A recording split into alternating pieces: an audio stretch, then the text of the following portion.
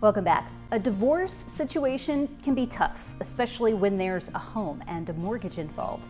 It's not necessarily a fun topic, but this is something that mortgage lenders see often, and hopefully not before it's too late. So joining me now is mortgage expert Tyler Osby. Again, divorce, not a fun topic, but it is important. We do see it a lot in the mortgage lending world. So what is some of your key advice if a divorce happens and there's a mortgage involved? Yeah, well, so I think it's important first to acknowledge that there's expertise in certain areas of anything, right?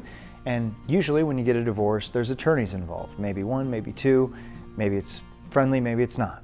But their job is to look out for the legal side of things, right? Yes. So they can take care of the title of who owns property and legally who's entitled to it.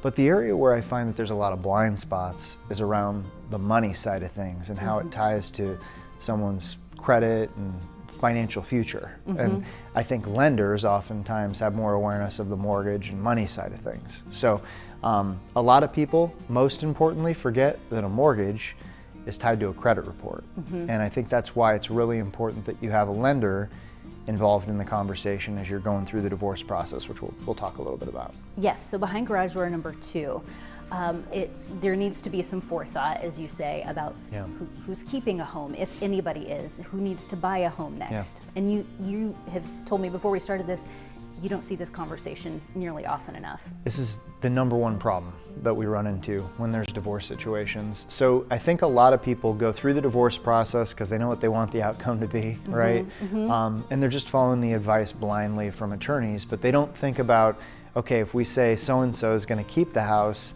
can they actually afford to keep the house, right? Like, why put it in a divorce decree if they couldn't have been able to do it anyway, right? So knowing that one person can qualify to keep it and potentially buy out the other party, because a lot of times that's how it goes, or that the other person can buy a new house when they leave the property is also important, right?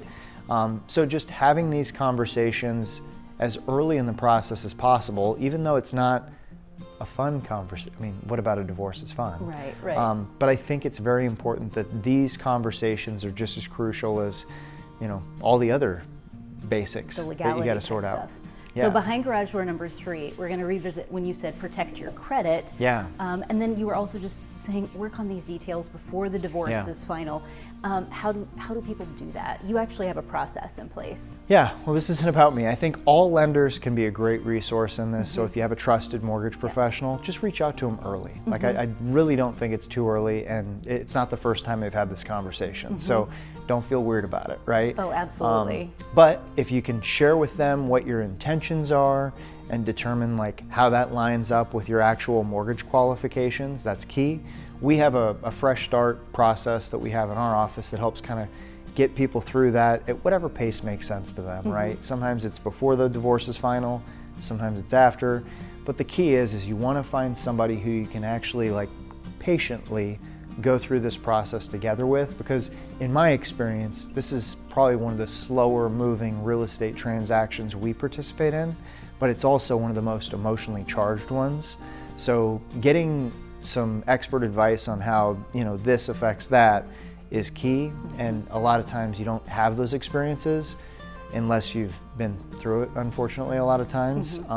And frankly, like, you make some mistakes along the way when you learn. So there's some quirks and features of mortgage guidelines that can be a huge advantage, but also a lot of people don't know them, and that could cost you a whole lot of hassle if they don't. Absolutely. Good info. Tyler, thank you so much. If you'd like to share what you've learned here today, or maybe check out some of our other HomeWise topics, visit who13.com.